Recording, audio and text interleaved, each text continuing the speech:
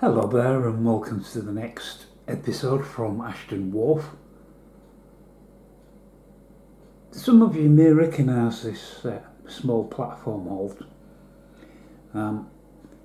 It was part of the Graham Fulston's Lakeside Railway Mark 1, and they built this platform. It was right at the back, and I'll take you down so you can have a closer view. It had a dummy tunnel mouth which the trains ran into, or should have run into, to give the illusion. And this is now surplus to requirements. There's no place for it on Mark 2 of Lakeside, sadly.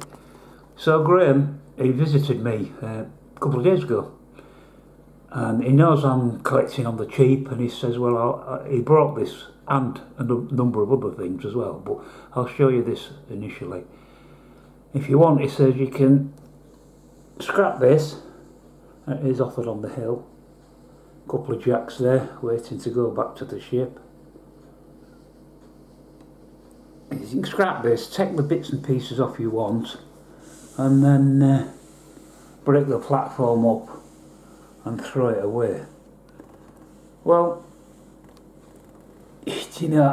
I can't do that. It's a bit of modern railway history, is this, and it's beautifully done. And there's even a little story here. You see them two little oiks there by the bike sheds behind the barrels? That was allegedly Graham and myself, school blazers. And of course Graham, he had a packet of 5 woodbines, didn't he, and a penny box of matches. So we're round the corner having a crafty fag. Oh, cigarette for our American friends. Here is Psycho Signs, the class teacher, and he's looking for us. Now here, running along, is Spud Murphy. He was possibly keeping guard to warn us if Psycho approached, because he got busy watching trains, didn't he? And now he's legging it to try and get there before Psycho does. It's going to be a close finish, and we're blissfully unaware. So it looks like we're in dead lumber with Psycho. And so it has its own story. And to be honest, there's no way I can break this up. Absolutely no way at all. Yes, I can't use it on my layout, but it can live above the layout on a shelf and just stay in its, just to keep that little bit of history and that memory. It's also all wired up. If I can turn it on its back without damaging. It's all wired up electronically, so there's lights in the buildings, etc. The lampposts. So it would all light up, and I think it would make a nice little display on a shelf above Ashdon Wharf. Right, I'll be back to you in a sec, because when Graham came up, of course, we had to visit the model shop, didn't we? And I'll show you what I bought this time. Alright, so the first thing I bought, I spotted this, and it's as new, and I know it's as new because it belonged to the owner of the model shop. And you can see I paid $64.99 for it. So he said he got it for his layout, and it never used. It does run, showed me it. So we've got a Midland class 4F. Not really East Yorkshire NER, but any port in a storm, and at that price I couldn't let it go. I'm not going to stick it out with its ice cube, there's no need to.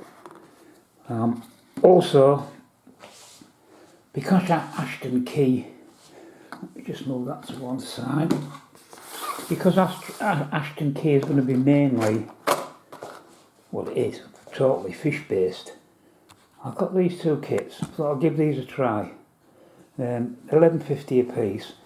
Ready to run wagons, well, they cost double that, and I'm going to need quite a few fish vans, so I thought I'll have a go at building the kits. There's everything in here: the wheels, the roof, the undercarriage, couplings even.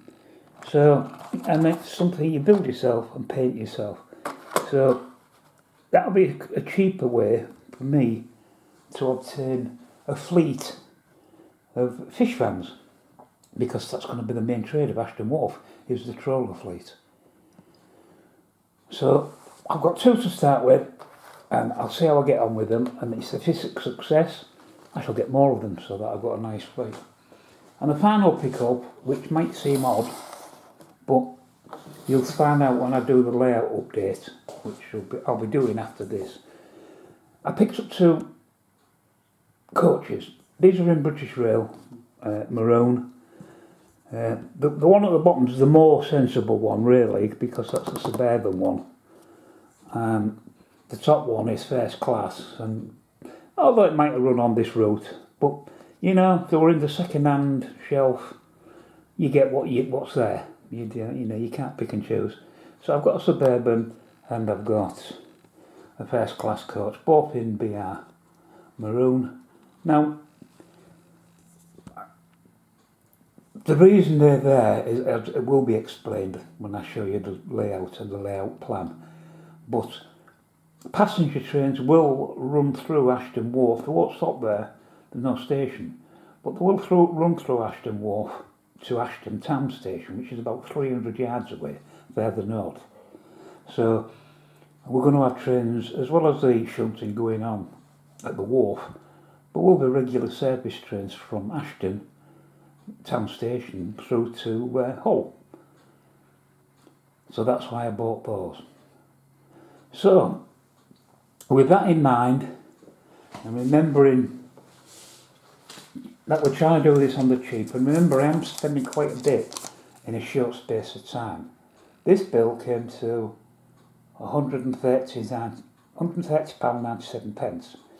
So that's for a loco, 2 Mark 1s and 2 whacking kits. That brings the total with the 130 added to £404.61. Seems a lot, but believe me, when you look at the price of some of them super duper locos in there, DCC, Sound, etc., that is a snip. And now I've already got a stable of 3 locomotives. I've got numerous wagons, and now I've got a couple of passenger coaches. Graham brought me a load of stuff down, which we've placed on the layout, roughly in where it's going to go, and a bit of a track plan as well for you to see. But I'll show you that in the next video. So I'll see you then. Bye for now.